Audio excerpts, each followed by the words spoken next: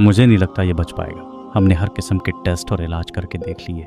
ये मरीज जिस दिन से आया है उस दिन से इसकी हालत खराब होती जा रही है। इसके घर वालों ने इसके बारे में क्या बताया? कह रहे थे कि कुछ दिन पहले रात को इसने अपने कमरे की दीवार पर एक बहुत बड़ी छिपकली देखी। उसके बाद इसकी हालत खराब हो गई थी। मुझे नहीं लगता कि ये मेडिकल का मसला है। मैं इसके भाई से इस हवाले से बात करता हूं। भाई, मुझे नहीं लगता कि आपके भाई के साथ कोई मेडिकल का मसला है। मेरा मशवरा है कि आप किसी रूहानी आमिल से इनका मुआयना करवाएं। बेटा अमजद, तुम आज काम पर नहीं गए? नहीं अब्बू, मुझे कंपनी ने कल काम से निकाल दिया है। समझ नहीं आती, कोई खास वजह भी नहीं। काम में भी माहिर हूँ। हर कंपनी कुछ दिनों में ही निकाल देती है। समझ नहीं आती, हमारे साथ क्या मसाइल हैं? चाचा जान की तबीयत अब कैसी है?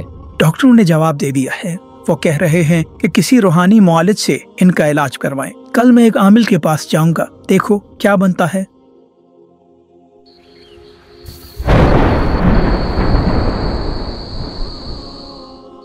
बाबा से जो बात भी करना ऊंची आवाज में करना, इन्हें ठीक से सुनाई नहीं देता। बाबा, मेरे भाई की तबीयत बहुत खराब है। डॉक्टर को कुछ समझ नहीं आ रहा। उसके सारे टेस्ट भी ठीक आए हैं। बस मैं समझ गया, तुम ये चाहते हो कि तुम्हारा भाई टेस्ट में फेल हो जाए। नहीं बाबा, मेरा भाई बीमार है। मैं चाहता हूँ कि वो ठीक हो जाए। तुम्हारी फूफो ने उस पर जादू कराया है। लेकिन बाबा, हमारी तो कोई फूफो ही नहीं। तुम्हारे भाई की बीवी की तो कोई फूफो होगी ही। हाँ, बस उसी ने जादू करवाया है। बाबा, अब इसका हल क्या है? तुम्हारी जेब में कितने पैसे हैं अभी? 1.5 लाख रुपए। 150 रुपए? ठीक है, काम हो जाएगा तुम्हारा। अब मुझे क्या करना होगा? तुम्हारे भाई ने कल किस रंग का सूट पहना था? सफेद रंग का। बस तुम कल सफेद रंग का बकरा लेते आना। शुक्र है उन्होंने नीले रंग का सूट नहीं पहना। बाबा, जादू का तोड़ आप करेंगे या बकरा करेगा? मैं बकरे के जरिए जादू का इलाज करूंगा। बाबा, अगर बकरा आ रहा है तो मैं कढ़ाई धो लूं? तुम्हें कितनी बार कहा है गाहकों के सामने ऐसी बातें न किया करो। ठीक है बाबा, मैं दाल गरम करता हूँ। ये पागल खाने का भागा हुआ मरीज यहाँ कैसे आ गया? अरे बाबा, आपसे तावीज लेने आया था पिछले हफ्ते। आपने कहा था महबूब तुम्हारे कदमों में आ जाएगा। तुम्हारी फैमिली में दूल्हे को ऐसे तैयार करते हैं? अरे बाबा, मेरी शादी नहीं हो रही। कल इस लड़की के भाई आए और उन्होंने मार मार कर मेरी टांगे तोड़ दी। देखो, कुछ तो आया ही है ना तुम्हारे कदमों में। लेकिन अब तो मेरे कदम ही नहीं रहे। अब तुम क्या चाहते हो? मैं उसके भाइयों से बदला लेना चाहता हूँ। उन्होंने कल कौन से रंग का सूट पहना था? काले रंग का। तुम कल 3 काले बकरे ले आना, तुम्हारा काम हो जाएगा। ठीक है बाबा। यस बाबा, अब मुझे लगने लगा है कि आप चोर है। तुम्हारी हिम्मत कैसे हुई मुझे चोर कहने की? वो काम मैं कब का छोड़ चुका हूँ। बस बाबा, अब मैं जाना चाहता हूँ। क्या खाना चाहते हो? आलू, मटर, गोभी, दाल चना, दाल माश, हर चीज दस्तयाब है यहाँ। अल्लाह हाफिज बाबा।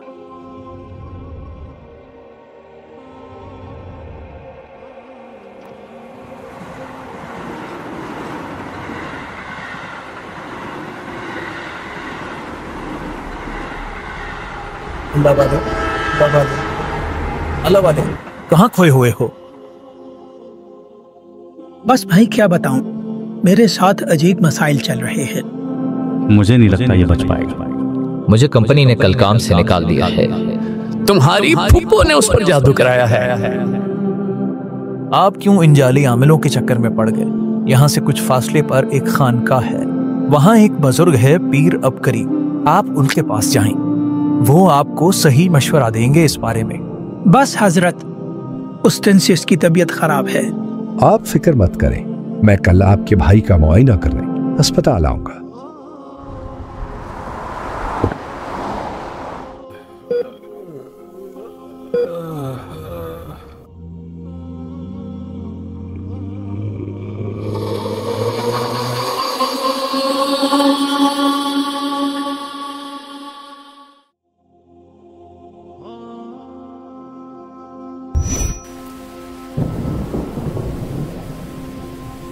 लगता है मेरा सरफिरा भाई फिर से कोई शैतानी अमल कर रहा है।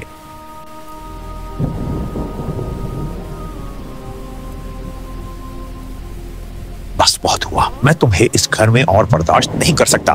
तुम अपना ये सामान समेटो और यहाँ से चले जाओ। मैं यहाँ से जा तो रहा हूँ, लेकिन आज रात जो मैंने करना है वो तुम्हारी अकल में नहीं आएगा। जल्द ही ये दुनिया मेरे आगे घुटने टेकेगी। आज रात मैं सदियों से सोई हुई अफरियत को जगाकर अपने काबू में कर लूंगा।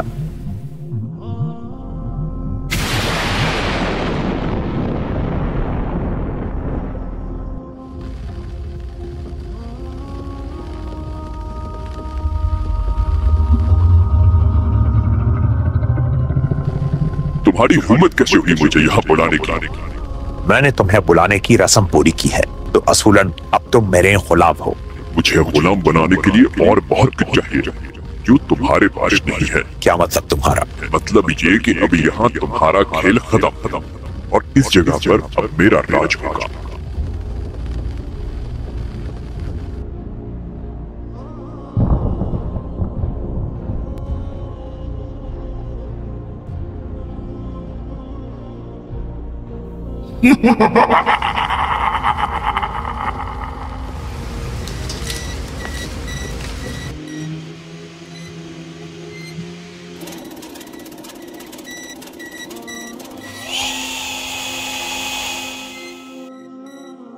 भाई ये घर हमें बहुत सस्ते में मिल गया। लगता है ये कई सालों से बंद पड़ा है। मालिक मकान ने बताया था इस घर पर अजीब असरात है। मैं जिन्नात और असरात पर यकीन नहीं रखता। तुम लोगों ने इस घर में आकर बहुत बड़ी गलती कर दी। तुम और तुम्हारी नस्लें अब कभी इस नहुसत से नहीं निकल पाएंगी। कल शाम मुझे काम से आते हुए ऐसा महसूस हो रहा था कि मेरे साथ कोई चल रहा है। मैं कल सारी रात नहीं सो सका। मैं कल राशन लेकर आ रहा था तो मेरे सर पर कोई चीज गई। उस वक्त से सर में बहुत दर्द है। भाई इस घर में अजीब सी चीजें महसूस होती हैं। किस तरह से भाई? मैं समझा नहीं। मेरे कमरे में एक अजीब मामला हुआ।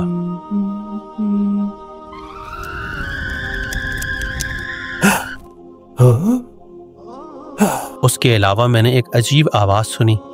ये तिजोरियों के ताले मुझे नहीं रोक सकते। पता नहीं इस बात का क्या मतलब है। ओ भाई वो तो मैं आपको बताना ही भूल गया। जो ऊपर हमारी तिजोरी रखी है, मैंने सारे पैसे इसमें रखे थे। कल देखा तो सारे पैसे गायब थे। ओह अब समझ आया इस बात का क्या मतलब है।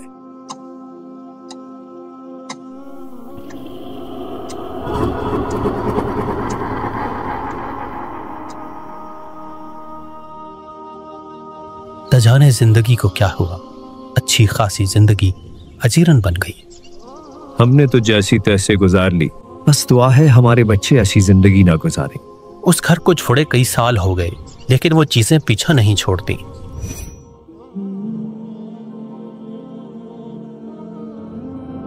आपके बड़े एक घर में रहा करते थे।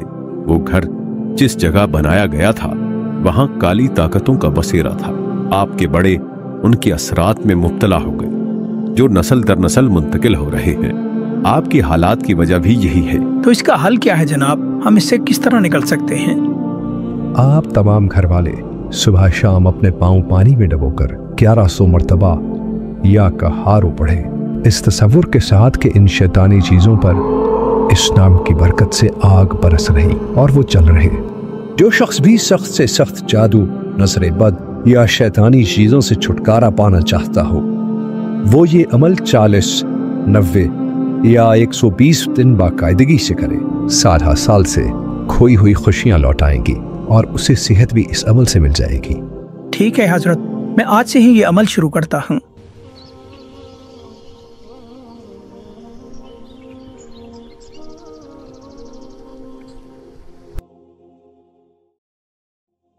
तुम ये अमल करना छोड़ दो, वरना तुम्हारा वो हाल होगा कि तुम्हारी नस्लें याद रखेंगी। जब से ये अमल शुरू किया है मुझे अजीब ख्वाब आ रहे हैं। कल मैंने सिहन में देखा था कि कुछ पैसे पड़े हुए थे। याद आया, इसके बारे में भी मैंने ख्वाब देखा था। प्लीज अब तो वो अमल करना छोड़ दो। अब तो मैंने तुम्हें पैसे भी दे दिए हैं। मैं कल हजरत के पास जाकर इस चीज का तस्करा करूंगा। खबरदार, इनके धोखे में आकर ये अमल कभी ना छोड़ना। मेरे भाई की हालत अब पहले से बहुत बेहतर है। डॉक्टर हैरान हैं इतने कम वक्त में इतनी तब्दीली कैसे आ गई। आप तसल्ली से ये अमल जारी रखें। आपके बेटे के रोजगार के मसाइल भी इसी से हल होंगे। अगर आपके बड़े नए घर में मुंतकिल होने से पहले 4 काम कर लेते तो वो खुद भी खुशहाल रहते और वो खुशियां आप और आपकी नस्लों में भी चलती रहती। हजरत हमें भी वो अमाल बता दें ताकि आइंदा के लिए एहतियात रहे। आप नए घर में जाकर 81 मर्तबा सूरह यासीन पढ़े। घर के चारों कोनों में और दरमियान में 11-11 मर्तबा आयतुल कुर्सी पढ़े और घर के हर कोने में 3-3 मर्तबा आजान पढ़े। और सबसे आखिरी चीज, नए घर में मुंतकिल होके उस घर में 1, 3, 7 या 11 दिन उम्दा खाना पकाकर वो खाना गरीबों में तकसीम कर दे।